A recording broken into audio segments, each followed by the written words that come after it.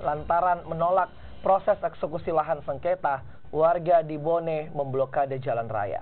Warga mengancam melakukan perlawanan menggunakan batu dan balok kayu. Tim eksekutor dari Pengadilan Negeri Watampone pun batal melakukan eksekusi.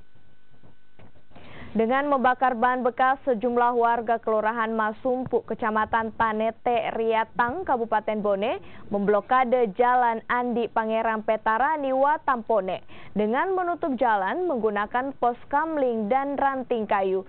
Sebanyak 21 kepala rumah tangga yang bermukim di lokasi sengketa bertahan dan siap melakukan perlawanan dengan batu dan balok kayu.